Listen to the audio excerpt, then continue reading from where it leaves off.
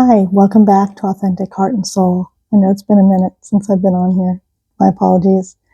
In the spiritual community, those of us that are in that community, we do understand that from time to time we have to recharge ourselves. And that's kind of what I was doing. I did want to also come on and just say that the messages that I put out, my content I put out, I do want to make sure that I feel like I have an actual message. So I was actually contemplating on a specific message actually just recently where I was thinking about Eve and how she was not supposed to eat the fruit, and she did anyway, and she had Adam do it as well, and how once they ate of that fruit from the tree of knowledge, that what happened was that they fell to flesh. In other words, at that point, I would say Adam and Eve were more of a spiritual modality in a lot of ways. And because they disobeyed God's direction as far as that goes, and went ahead and ate of the fruit, that means that they fell to the flesh. And by that I mean, being of flesh, being of body and flesh, we are tempted by things. And sometimes those temptations are good, and sometimes they're bad, and sometimes they're neutral. But being of the flesh, within 20 to 30 seconds, typically, we size up something and determine whether we like the person or the situation or we don't. It's very quick.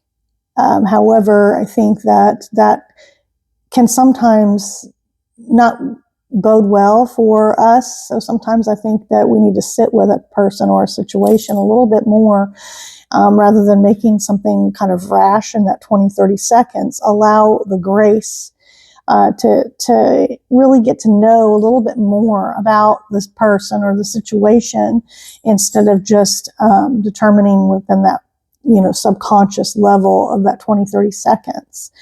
And sometimes that really makes a difference on how things play out with a person or a situation in life. And I wanted to also mention that when we agree to go from a spiritual modality to more of a flesh modality where we're tempted and things like that, that also brought on scarcity.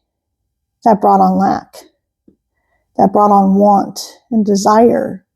And those things are not all bad, but when you're always chasing something, whether it be a dream or what have you, really does not matter. You're coming from a place of lack. I'm not saying that don't follow your dreams, but the reality is that if you're constantly trying to fulfill something within you, from something without you, from something outside of you, that is from lack.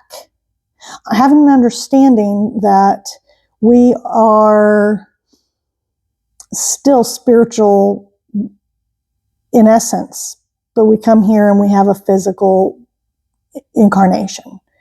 And understanding that we are actually abundant. We're actually whole. We're not broken. It's our perceptions that make us feel broken. It's our perceptions that make us feel that we're in lack, that we're in scarcity, that we don't have everything. But the truth of the matter is that we are whole. We are whole, and we have everything. We have everything to fulfill our needs. And having that understanding and more operating more in that mode and that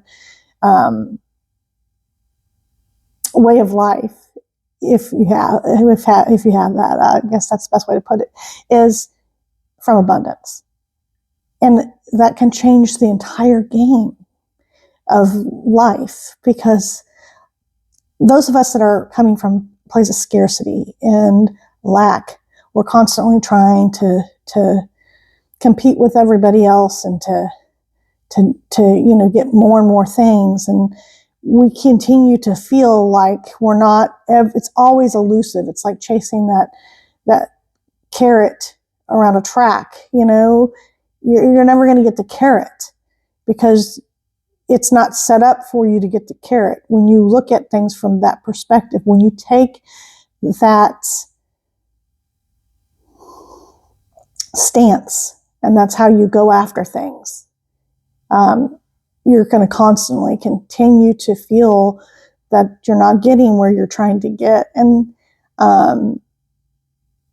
when we understand that we have all that we need, we don't even have to do a whole lot.